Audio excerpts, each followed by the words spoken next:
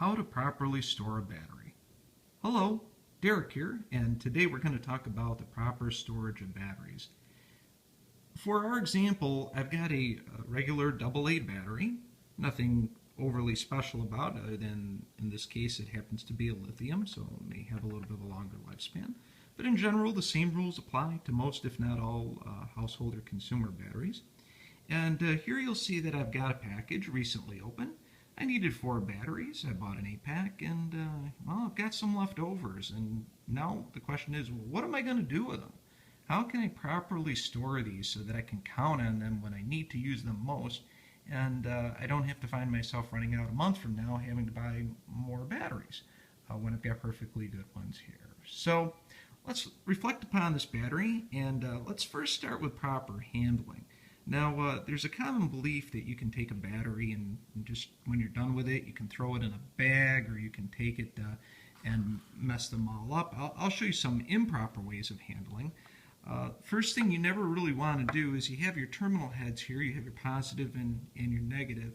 And the one thing you never really want to do is you don't want to put your fingers directly on either of these contacts. The reason is you've got oil in your fingers that will set on top of these batteries. You can't see it with human eye, but it'll serve as a point for those electrons and that electricity flowing through that battery to accumulate, and it sort of somewhat self-short circuits the battery.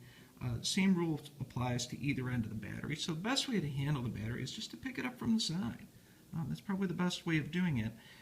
Same thing when it comes time for storing them, which I'll show you a nifty device here in just one second, but the reason you don't want to really throw them in a bag is because when you throw them in a bag, there's always a possibility that the batteries could come in contact this way at various angles, and you don't want to have those metal contacts ever contacting when they're not in use. So you always want to try to have the batteries lined side by side, coincidentally the same exact way that they're shipped by the manufacturer. So what I have today is a nice product. It's made by a company called Storacell, and it does allow for the proper storage of batteries. It's a looks like to me to be an ABS type of plastic. You can see here on the side that it actually has a product or model name called Power Packs. But let's take this product here, and I'll show you how it's used. So you take your battery as such, right? And in this particular product, the battery goes, I'll call it point down, so the positive end goes down. As you can see, I'm holding onto the battery on the side. Just simply take this battery, push it into this package, and I'm going to very carefully flip this thing upside down, push it in like that, and that's a great way to keep my fingers off of the terminals. If I do need to use my finger for any reason, as you can see here, it's got a little bit of a longer way to go. I can use my nail. Just so happens my nail's a little bit longer today. I can take that, push that down, keeps my finger off of it, or I can use a pencil or some other mechanism to get it down, as long as it isn't preferably metal. So there you have it. There's one battery. I can go through and of course repeat that same process all the way down the line for all 4, but we'll use this one for instance. As you can see here, the head is completely protected, as well as the negative end. It's got a little bit of free flow in there, but this is a great way to port your batteries around, or more importantly, take these and, well, in today's purpose or today's discussion, store them. So what I'm going to do, only because I've been through a few floods, I'm going to take a plastic Ziploc bag here. I'm going to set the camera down momentarily. And that said, I've opened the plastic Ziploc bag. I can insert it into a regular household Ziploc bag, nothing special about it.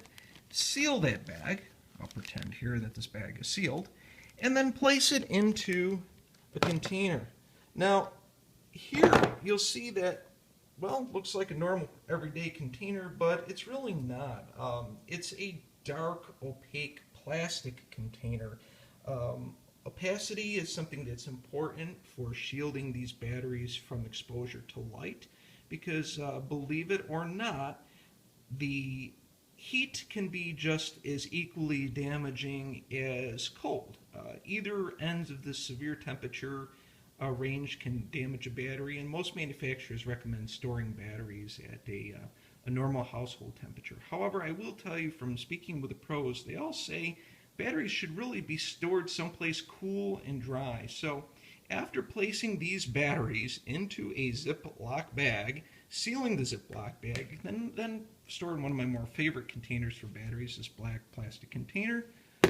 Cover it with a lid, and then down into the basement it goes. High up off the ground, someplace where it's nice and cool, and the temperature will be maintained year-round. Thank you for listening. If you like what you've seen today, please be sure to give it a thumbs up and follow the rest of my videos.